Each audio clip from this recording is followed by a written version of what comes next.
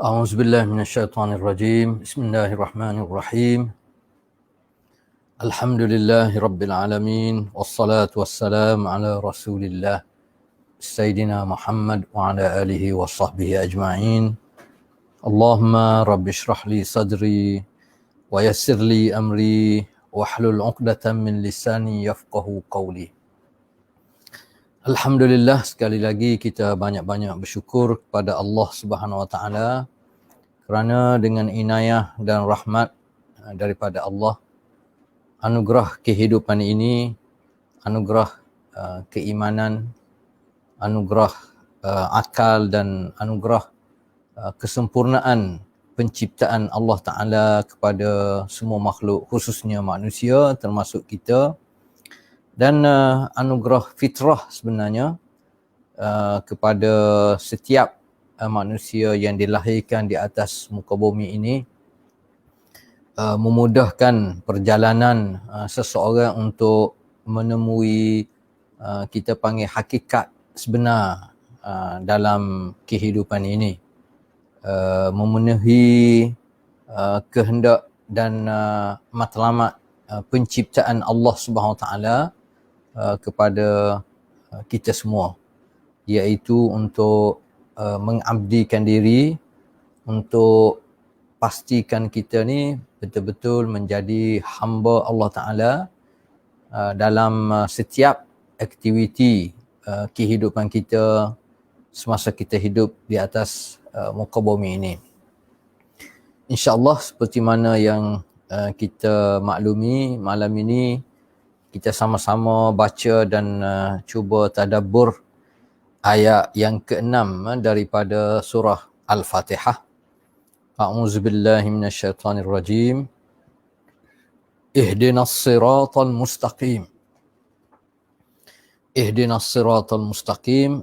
Wahai Tuhan, wahai Allah Ta'ala, aku sudah mengaku hendak minta tolong kepadamu, iaitu ihdina, tolonglah, pimpinlah kami, pimpinlah aku ke jalan yang benar, jalan yang betul. Itu secara umumnya makna ihdinas siratal mustaqim.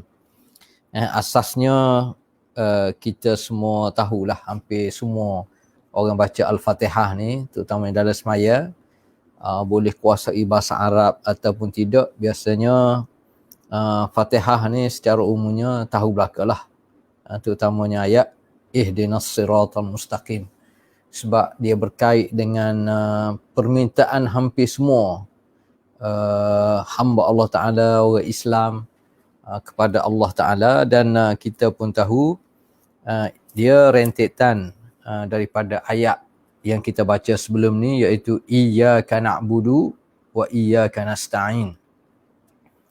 Antara benda yang kita minta dengan Allah Ta'ala ni sebenarnya terlalu banyak.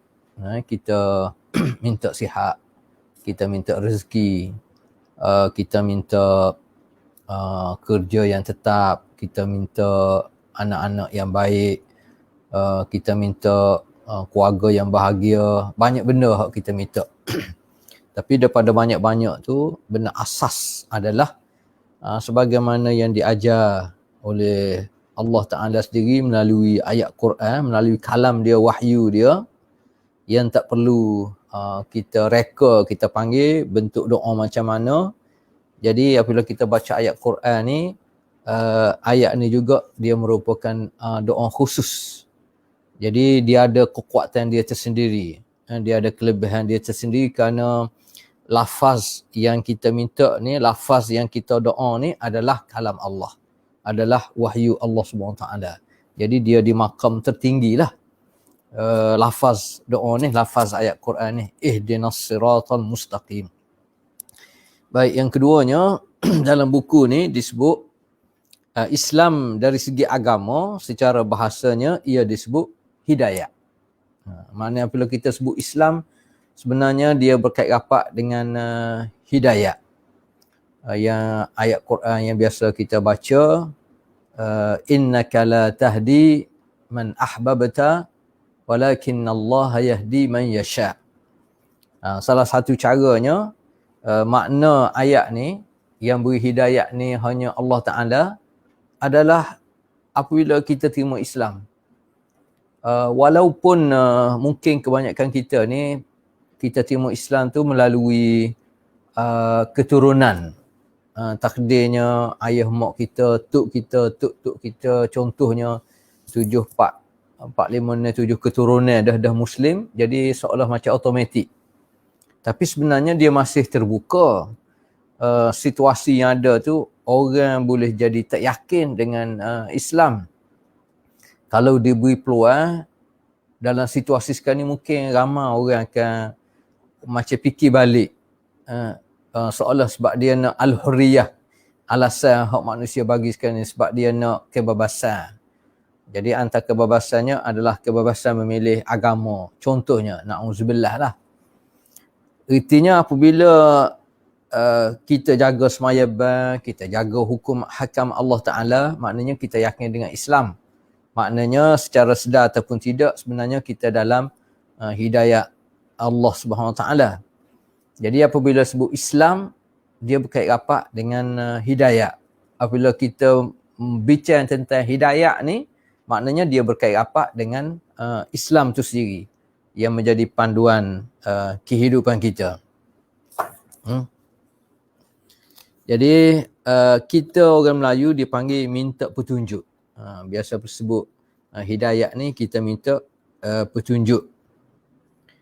Minta petunjuk dari segi pengajian Islam ini antaranya ialah hidayah secara semula jadi.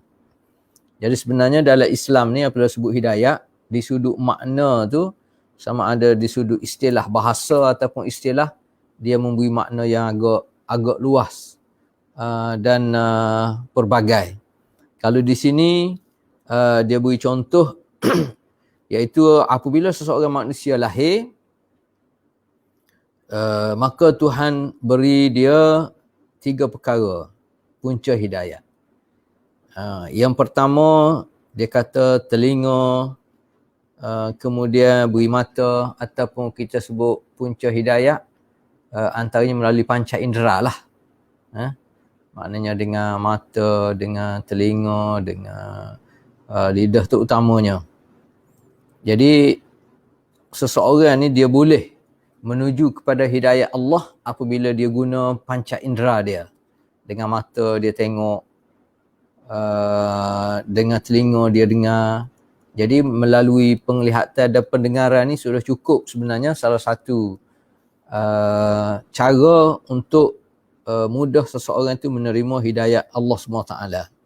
Sebab itulah kita tengok, kalau tengok buku ni dia kata, kalau kita tengok takdir Allah Ta'ala, seorang lahir, budak lahir, ya minta dijauhkan Allah, tak ada mata, mata tak nampak, buta, telinga tak dengar, pekak. Jadi secara mudah, secara logiknya, tak ada ruang untuk dia menerima hidayah Allah SWT. Sebab tengok pun tak boleh, nak dengar pun tak boleh. Hatta nak beza warna-warna pun tak boleh. Nak sebut kalimah ayah ke mak ke tak boleh juga. Jadi nak ayat pentingnya di sudut satunya nikmat anugerah Allah Ta'ala lah. Yang Allah Ta'ala beri kepada kita manusia ni sebenarnya cukup lengkap. Yang Allah Ta'ala sebut walaqad khalaqnal insan fi ahsani taqwim. Sebaik-baik penciptaan ni. Sebab itulah kita sendiri pun secara individu tak ada lagi kita fikir masih ada anggota tertentu yang Allah Ta'ala tidak buat kepada kita manusia, tak ada. Dah cukup sempurna. Hak kecacatan yang wujud pada seseorang tu, itu masalah kedua lah. Tapi asasnya Allah Ta'ala cipta kita memang cukup sempurna. Termasuk di sudut anggota tubuh badan kita start daripada kepala sampai ke kaki, dengan matanya, dengan telinga, dengan tangan, dengan hidung, dengan mulut, gigi, cuma cukup lengkap. Hak sebenarnya pada hak tu, kalau kita betul-betul guna untuk memudahkan kita ni, manusia ni mendapat hidayah daripada Allah Subhanahu Wa Taala. Cuma dalam buku ni kalau sebut seorang budak yang lahir mata tak nampak, telinga tak dengar, makna dia membesar dalam keadaan macam tu, itu kita serahlah pada rahmat, kasih sayang, kesian belah Allah Subhanahu Wa Taala lah. Baik. Muka surat 65 tu, ada pun kita bila kita lahir di muka bumi ini, kita sudah ada mata, alhamdulillah. Kita belaka hari ini memiliki mata yang boleh melihat dan telinga yang boleh mendengar. Maka kedua-duanya ini menjadi sumber bagi hidayah. Antara sumber cara untuk kita mendapat hidayah Allah Ta'ala ni apabila kita guna panca indera. Satu lagi sumber hidayah adalah melalui akal fikiran. Ialah macam ada dalam ayat Quran Allah Ta'ala sebut, wallahu akhrajakum min butuni ummahatikum la ta'lamuna syai'a wa ja'ala lakumus sam'a wal absara wal af'idah la'allakum tashkurun. Ayat ni menggambarkan ketetapan penciptaan Allah Ta'ala. Setiap manusia dilahir atas muka bumi ni tak tahu apa, maknanya tak ada ilmu langsung, kosong, zero kita panggil. Jadi Allah Ta'ala lah beri kemudahan asasi sebagai manusia yang sempurna ni, antaranya telinga penglihatan, mata telinga pendengaran, mata penglihatan, dan afidah, hati ataupun akal di sini yang manusia boleh berfikir. Dengan harapan manusia ni bersyukur kepada Allah Ta'ala, antaranya berusaha untuk mendapat hidayah daripada Allah Subhanahu Wa Ta'ala. Artinya di sini secara mudahnya kita fikir, setiap anggota yang ada pada kita ni sebenarnya terlalu besar kuasa Allah Ta'ala, terlalu besar dia punya anugerah Allah Ta'ala kepada kita, yang menyebabkan kita sepatutnya, sebagaimana disebut tadi, sudah cukup dengan panca indera ni, kesempurnaan yang Allah Ta'ala beri pada kita ni, untuk kita bersyukur pada Allah Ta'ala, berusaha untuk menjadikan kita ni hamba Allah Ta'ala yang betul-betul patuh dan taat pada perintah Allah sebagaimana yang kita belajar minggu lepas. Kalau boleh, maknanya ibadah ni, ubudiyah ni, pengabdian ni, untuk jadikan kita ni betul-betul hamba Allah Ta'ala, kita buat apa saja yang Allah Ta'ala larang ni bukan hanya semata-mata kerana takut kepada azab neraka Allah SWT. Ya, selain daripada memang kita takut, khaufan kita takut, tetapi kita nak juga tama'an. Kita nak, kita mahu kepada nikmat yang Allah Ta'ala sedia kepada orang Islam, kepada orang mukmin di akhirat kelak. Dalam masa sama, kita tingkatkan kualiti ibadat kita ni sehingga kita rasa satu nikmat apabila kita buat ibadat kepada Allah. Kita semaya, kita rasa sonok, kita bayar zakat kerana kita tahu kita ikut perintah Allah. Kita pergi haji, kita buat amal ma'ruf, nahi munkar, kita buat apa saja arahan Allah Ta'ala ni, biarlah akhirnya lahir dengan hati yang tulus ikhlas. Dan tingkat yang paling tinggi yang kita bincang minggu lepas adalah hamba Allah Ta'ala ni, kita beribadat kepada Allah kerana kita hamba. Kita beribadat kepada Allah kerana Allah ni dialah yang mencipta kita, menghidup dan mematikan kita, beri rezeki dan terus memantau kehidupan kita sebenarnya sehingga ke saat ini. Dan sebenarnya pemantauan Allah ni bukan setakat atas dunia, bahkan dia berterusan sampai ke dalam kubur, sampai ke akhirat. Ini besar peranan hidayah dan peranan akal yang menjadi sumber kepada mudahnya seseorang untuk mendapat hidayah. Ya, dengan akal manusia boleh fikir, manusia boleh kaji dengan penciptaan yang pelbagai ni. Dan yang ketiga, dia kata sumber hidayah ni boleh dapat melalui rasul-rasul lah. Sebab kalau kita hanya fokus kepada panca indera saja dan akal semata-mata, kadang-kadang kita panggil kita tak jumpa jalan. ataupun semasa hidup atas dunia ni kita hanya fikir tentang dunia sahaja. Kita tidak mampu fikir tentang alam kubur. Kita tidak mampu fikir alam akhirat. Kalau kita fikir pun sebagaimana non-Muslim fikir. Dia guna ada kaedah sendiri. Macam contohnya zaman Fir'aun dulu. Zaman Fir'aun dulu, dia sedia perahu yang besar. Dalam perahu tu dia letak kakah mah dia contohnya. Sebab dia ada keyakinan bahawasanya manusia ni mati, dia akan hidup balik. Jadi macam mana nak hidup di alam tu? Dia ada perahu, dia sedia. Ataupun dulu kita baca 3-4 tahun lepas ada kisah orang di Brazil. Seorang jutawan lah di Brazil, macam mana dia tanam kereta yang dia sayar. Kenderaan yang dia sayar tanam dalam tanah. Orang tanya sebab apa? Dan bersama dalam kereta tu ada kakah mah dia, ada harta benda dia. Dia kata ini yang dia nak guna untuk di alam kematian, selepas kematian. Manusia boleh fikir juga, tapi fikiran dia yang sesat lah.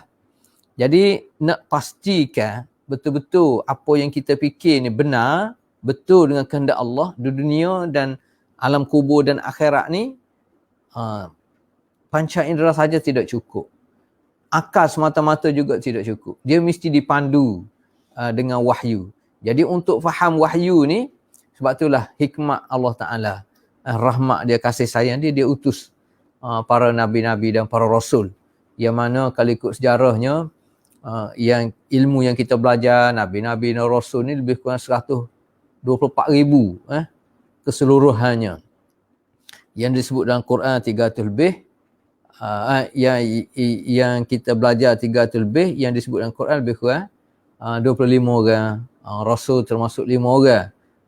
Ulul azmi salah seorangnya adalah Nabi akhir zaman, iaitu Nabi kita Muhammad sallallahu alaihi wasallam. Jadi melalui panca indera, melalui akal, melalui wahyu yang dicerita oleh Nabi-Nabi, termasuk Nabi kita Muhammad SAW, yang mana Allah Ta'ala kuatkan dia lagi dengan mukjizat yang kekal, iaitu Al-Quran, menyebabkan walaupun kita tidak hidup sezaman dengan Nabi, tetapi apa yang kita terima sebenarnya sempurna. Sebab kita menerima Al-Quran tu 100% sebagaimana yang sahabat terima daripada Nabi semasa dia hidup bersama dengan Nabi SAW. Tidak bertambah walaupun satu ayat, tidak berkurang walaupun satu huruf ataupun satu kalimah. 100%. Dan manusia sekarang ni boleh faham ayat-ayat Al-Quran, tuntutan Al-Quran, arahan dan larangan Allah sebagaimana difahami di zaman para sahabat dulu. Cuma keyakinan, penghayatan tu yang berbeza. Itu je. Jadi terserah pada kita masing-masing lah. Baik, dia kata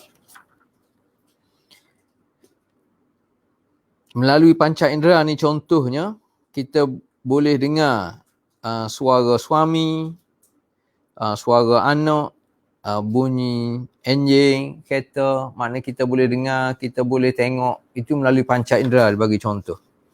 Ataupun melalui akal pemikiran. Muka surat ni pernah tu, akal pemikiran ni, macam contohnya, dia beri contoh, orang nak buat kenduri. Orang nak pergi kenduri rumah mertua contohnya. Orang tanya berapa orang nak pergi ni, rombongan ni. Jadi biasa jawab sebuah bah. Jadi sebuah bah. Jadi kita pun tuan rumah ni apabila nak sedia makan minum dengan sebuah bah lah. Jadi kapasiti sebuah bah tu walaupun dia tak sebut berapa orang, tapi dengan akal tu kita boleh memikir. Sebuah bah biasanya 40 orang. Jadi dengan akal. Jadi begitu juga tentang hidayah ni, sumber-sumber ni kita mudah untuk mendapat hidayah Allah Ta'ala apabila kita guna panca indera dan kita guna akal. Cuma dia mesti dikukuhkan dengan yang ketiga tadi, iaitu ilmu melalui wahyu. Wahyu daripada langit lah. Baik, sebab wahyu ni dalam bahasa Arab dia panggil haqiqatun sabitatun. Muka surat 67. Kalau ilmu semata-mata yang dikaji oleh akal semata-mata, termasuk ilmu sains, mana benda yang tidak tetap, benda yang berubah. Mungkin 10 tahun dulu ada peraturan-peraturan tertentu yang sekarang ni tidak diguna dah, dia berubah. Adapun wahyu ni ia benar tetap. Haqiqah sabitah dalam bahasa Arab. Hakikat yang tetap, iaitu hakikat yang sebenar ialah yang datang daripada langit yang kita panggil wahyu ataupun kita panggil Al-Quran. Macam mana kita nak faham? Mesti melalui orang yang Allah Ta'ala utus yang kita panggil Nabi, termasuk Nabi kita Muhammad sallallahu alaihi wasallam. Jadi apabila kita faham itu, setiap aktiviti kehidupan tu kita akan fikirlah automatik. Kena ke tak apa yang kita buat ni dengan kehendak Allah Ta'ala ataupun tidak kena. Cara kita nak kahwin ke, cara kita nak berurusan dengan keluarga ke, cara kita nak berurusan dengan kerja buat kita ke, dalam perniagaan ke, dalam politik ke, dalam pendidikan, dalam apa saja ke, semua sekali kita kena pastikan kena dengan kehendak. Dalam buku ni dia guna istilah tukar. Tukar ni maknanya pencipta. Tukar yang buat rumah ni, ni tukar dia, nama tukar.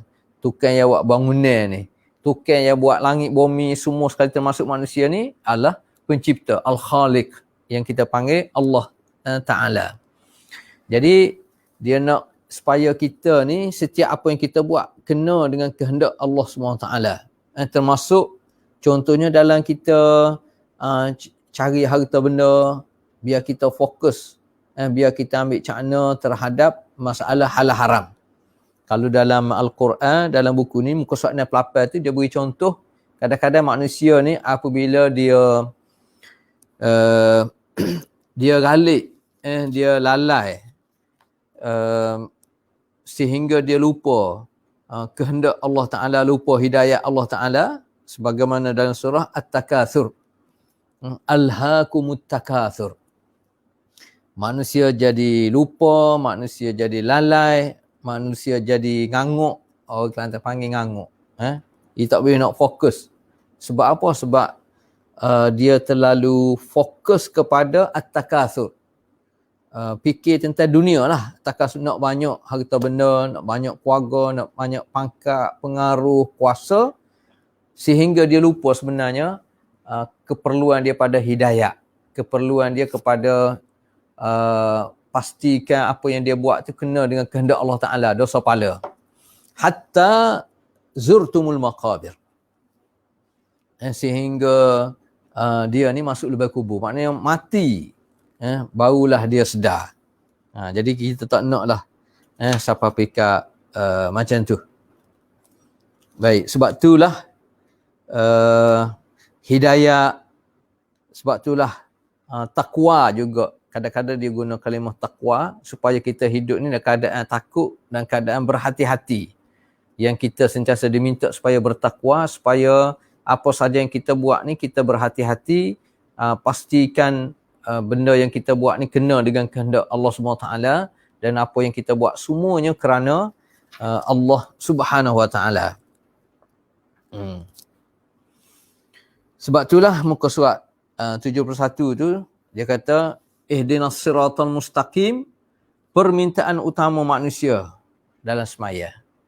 Sebab itulah ayat Quran ni kita boleh ubah-ubah di sudut bacaan dia. Kita baca semaya maghrib hari ni kita nak baca surah ni, nak baca ayat ni. Tapi yang tetap adalah Al-Fatihah tu wajib. Jadi dalam Fatihah tu sebagaimana kita tahu ada ayat ihdinas siratal mustaqim. Hak kita minta tolong Allah Ta'ala, dan asasnya benda hak kita nak minta tolong ni supaya kita sentiasa berada di atas hidayah Allah Ta'ala. Jadi dia sebut kalau kita nak minta rezeki pun rezeki yang dipandu oleh hidayah. Kalau kita nak minta dengan Allah Ta'ala, nak minta rumah pun rumah yang kita boleh bina berpandu kepada hidayah. Kalau kita dalam kerja, tidak salah kalau kita ikhtiar untuk tetap untuk dapat yang lebih baik, lebih tinggi, tapi biar berpandu pada hidayah. Begitu juga kadang-kadang kuasa ni, Kadang-kadang tidak salah bagi setengah orang, setengah kelompok perlu pada kuasa, kerana dengan kuasa ni dia boleh buat peraturan-peraturan yang boleh melaksanakan keadilan, tuntutan, melaksanakan amanah Allah Subhanahu Wa Taala contohnya. Tapi biar kena dengan hidayah, kena dengan Islam, bukan guna kuasa contohnya untuk kepentingan peribadi ataupun kepentingan kelompok. Itu tak boleh lah. Jadi itu nak menunjukkan semua sekali tindak tanduk kita, aktiviti harian kita ni biar kena dengan kehendak Allah Ta'ala ataupun dipanggil istilah hidayah. Tak mungkin kita hidup atas dunia ni kita nak seolah nak tak tepi Islam. Kita nak buat Islam, kita nak guna pemikiran kita ataupun ideologi yang lain selain pada Islam. Tak mungkin. Sebab tu istilah ada sebut muka surat 71 tu, ma min khala'in illa walahu mala'. Ma min khala' illa walahu mala'. Tidak ada benda kosong kecuali ada benda yang kena isi. Kalau kita nak buat Islam dalam kehidupan kita, dalam pengurusan rumah tangga, dalam pengurusan sesebuah negara, mesti diisi dengan benda lain. Nak isi dengan apa? Nak isi dengan sekular, nak isi dengan sosialis pemikiran, nak isi dengan komunis contohnya. Semua sekali itu selain daripada Islam semua sesat. Semua maknanya manusia tidak mendapat hidayah daripada Allah Subhanahu Wa Taala. Sebab itulah Islam ni dengan hidayah ni, semua orang apabila panca indera dia sempurna molek, apabila akal dia sempurna molek, dia tak ada ilmu secara mana, ia jahil tukir. Bawah sekali 71 tu jahil tukir. Maknanya jahil tukir ni terlalu bodoh, tak ada ilmu langsung.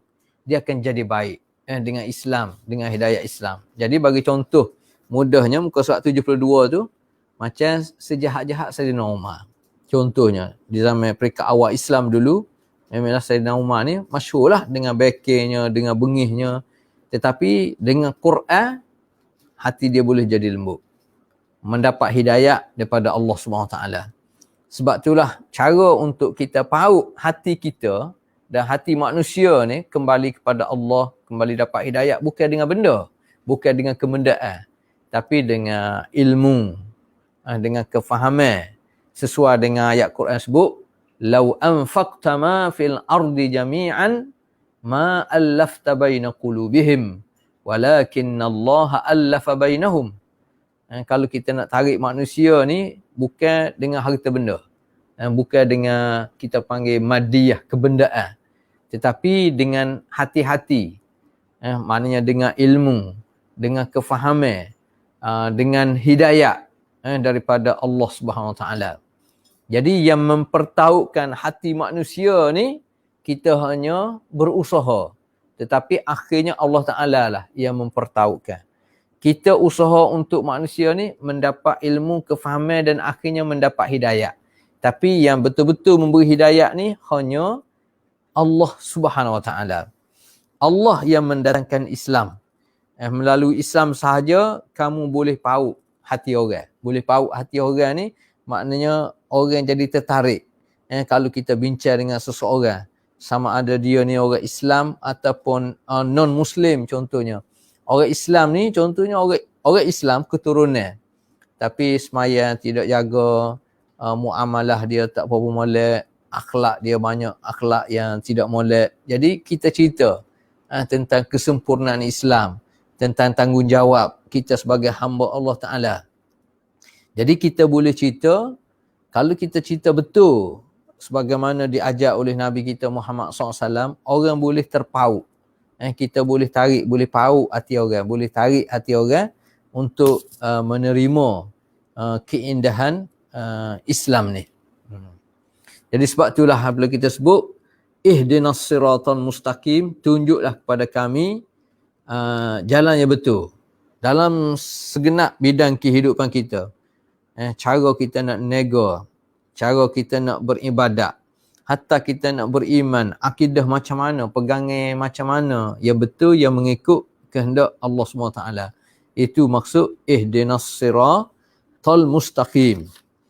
Baik, di buku tu kita terus kepada muka surat 79.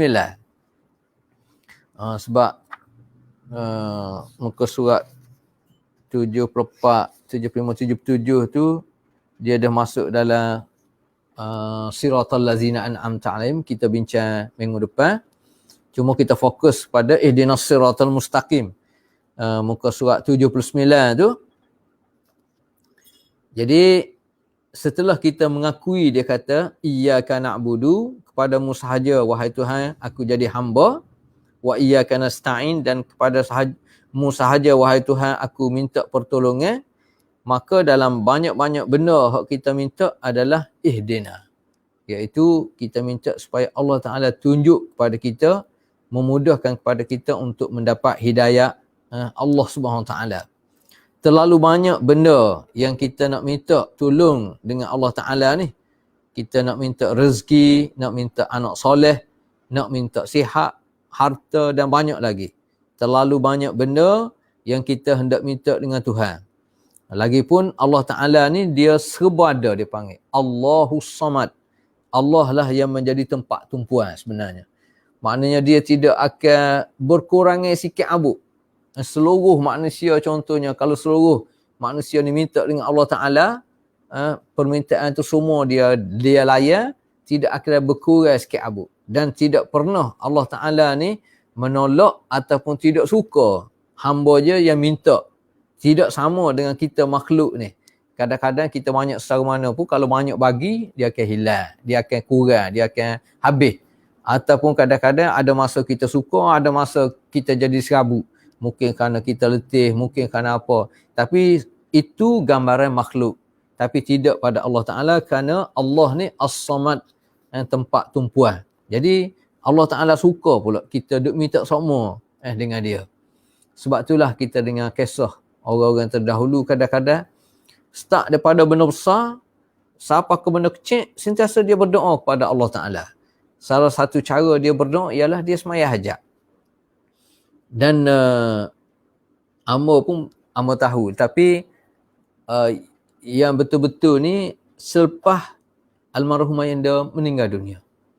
Cik Bonda ni dia pernah sebut, dia kata ayah ni dia terlalu suka sangat ke semaya. Terlalu suka ke semaya. Sikit-sikit dia semaya, sikit-sikit dia semaya. Maksud semaya ni semaya sunat. Sama ada semaya malam ataupun semaya hajat. Hatta benda kecil-kecil pun dia semaya hajat. Dia suka sangat pada semaya. Dia sebut.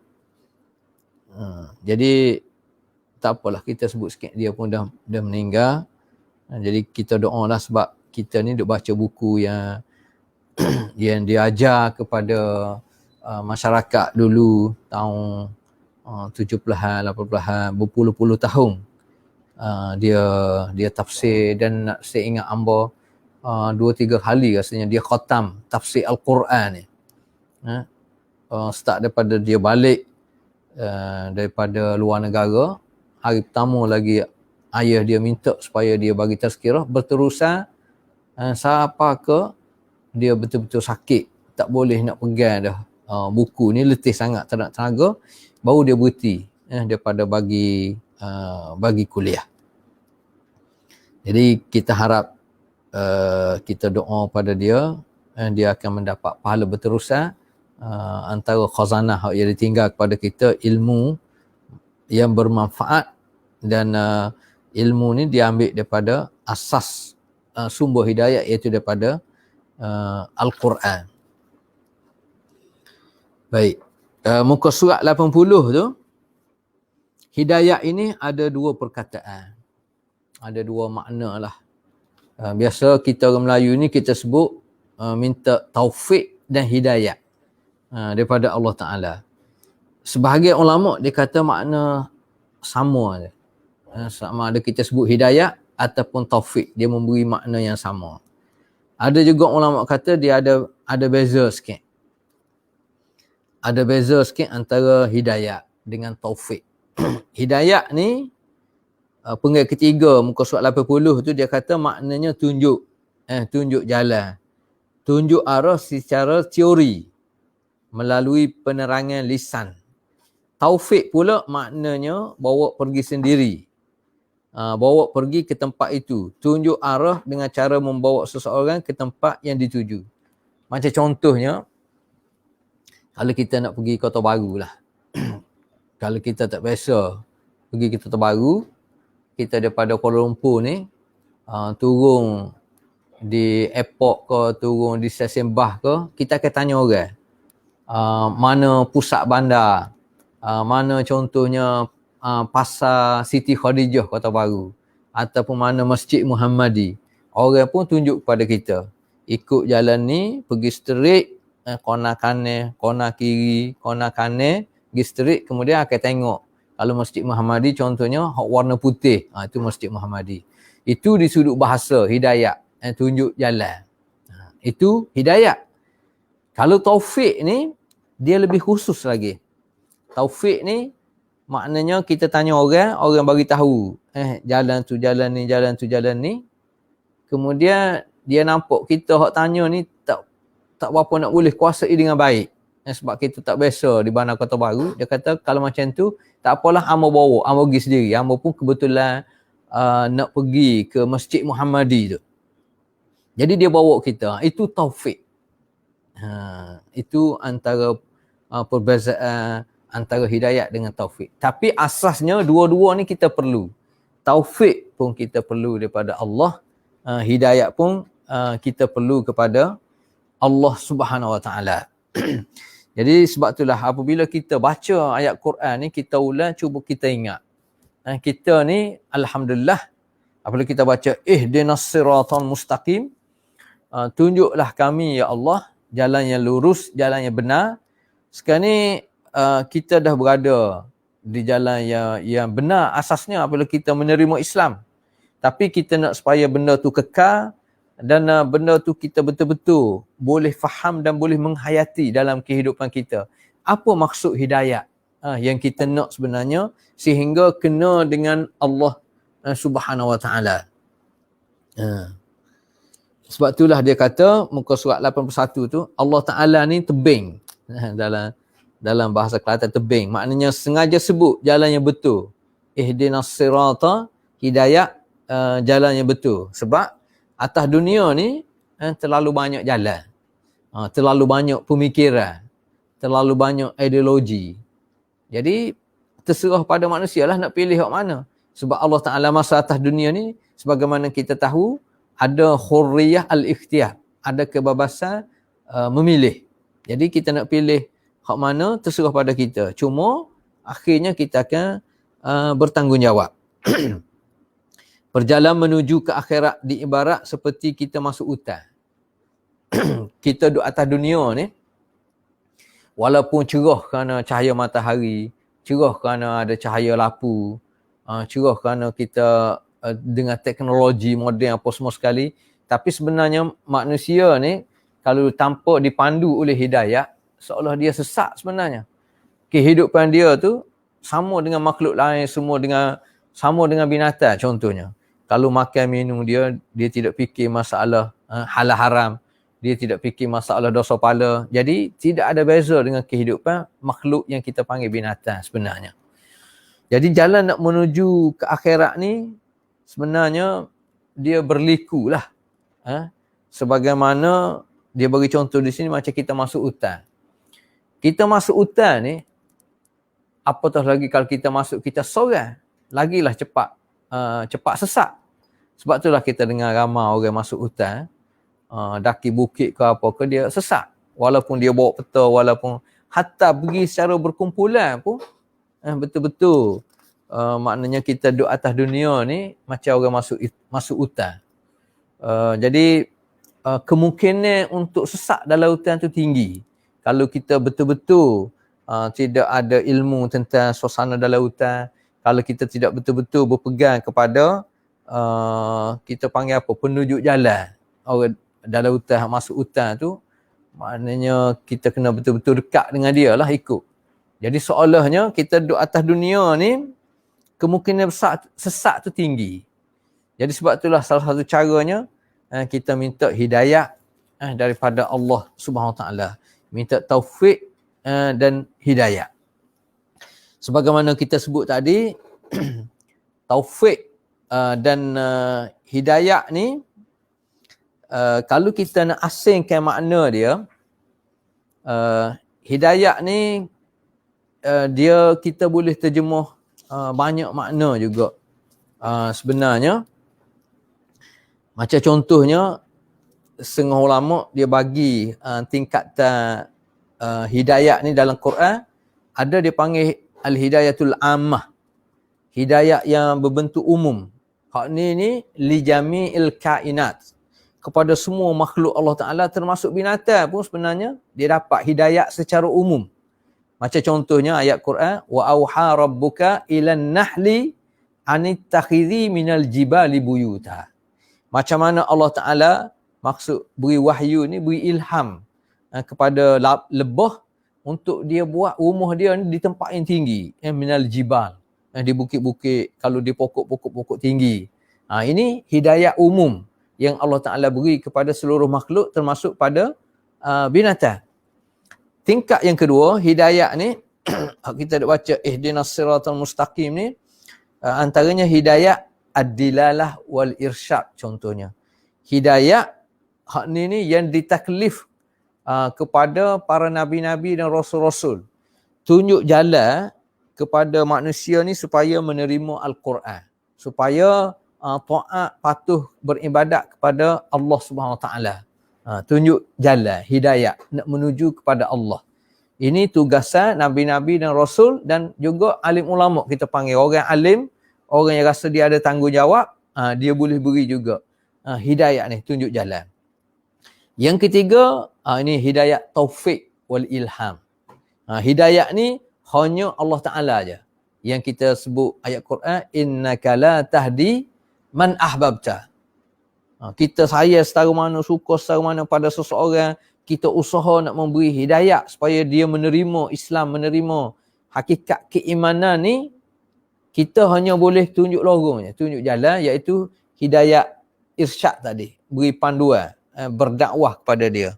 Tapi betul-betul untuk menerima hidayah, keyakinan, keimanan ni, itu Allah Ta'ala aja. Ayat innaka la tahdi man ahbabta walakinnallaha yahdi man yasha. Dan sebahagian ulama juga dia kata ada tingkatan yang keempat hidayah ni adalah hidayah ilal jannah awin nar. Hak tu hak akhir sekali. Hidayah yang mana manusia akhirnya berkumpul di akhirat kelak di pada mahsyar, nak tentu dia akhirnya dapat jalan ke syurga ataupun jalan ke neraka.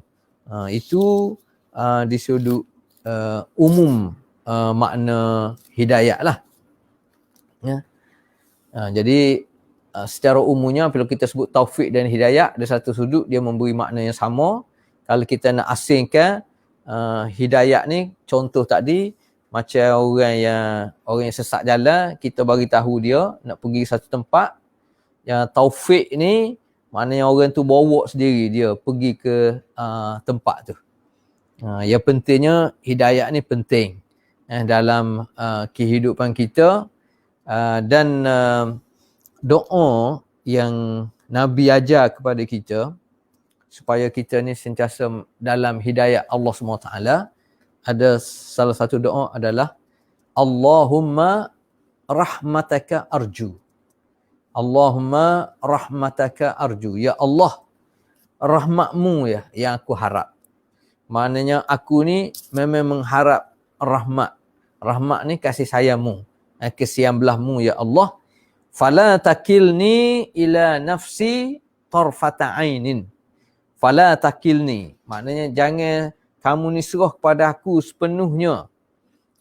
Tarfata ainin, walaupun sekelip mata.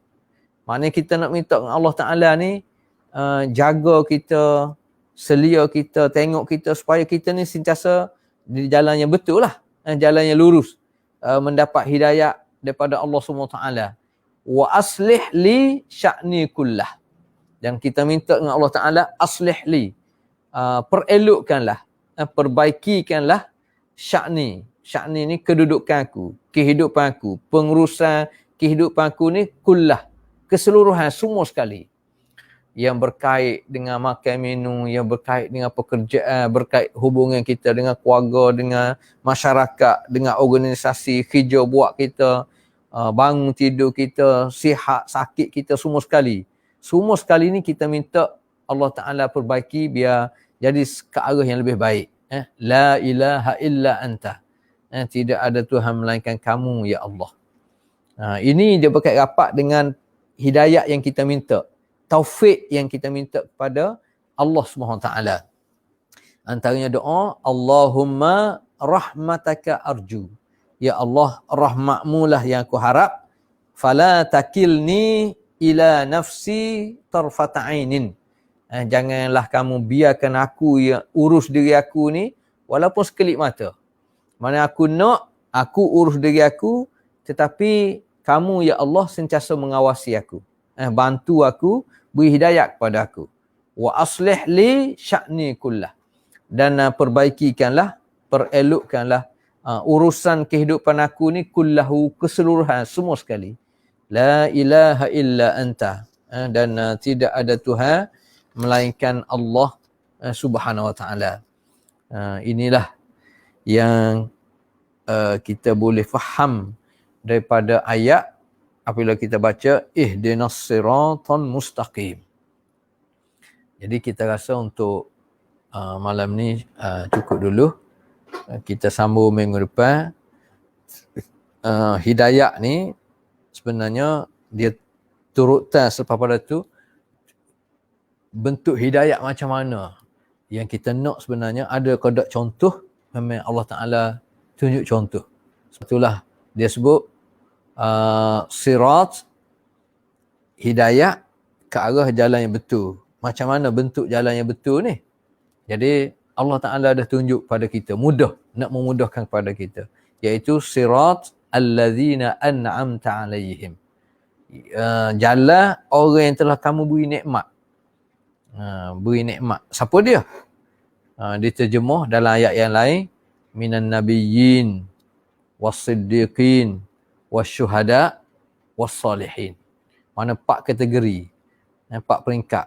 Maknanya kita boleh pilih lah kat mana. Kita nak pilih Nabi tak boleh lah. Tapi selepas pada Nabi ni boleh kita ikhtiar. Jadi itu pun salah satu bentuk hidayah, salah satu bentuk rahmat Allah Ta'ala sebenarnya kepada kita. Nak memudahkan perjalanan kehidupan kita. Yang mana akhirnya kalau kita faham ni, kita boleh terima sepenuh dengan penuh redha. Yang pentingnya kita sentiasa membersihkan hati dan jiwa kita ni, supaya akhirnya kita, hati jiwa kita ni boleh redha terhadap segala ketentuan daripada Allah SWT. Kita tidak keluh kesah, kita tidak cepat panah bara, tidak cepat emosi, tidak cepat lahir daripada kita unsur kebencian. Kerana apa? Kerana apa yang berlaku ni adalah ujian daripada Allah Ta'ala dan semuanya baik untuk kita kalau kita boleh memahami hakikat kehidupan ini. Yang pentingnya antara benda asas yang kita minta dengan Allah Ta'ala adalah ihdinas siratal mustaqim. Wabillahi taufiq wal hidayah. Wassalamualaikum warahmatullahi ta'ala wabarakatuh.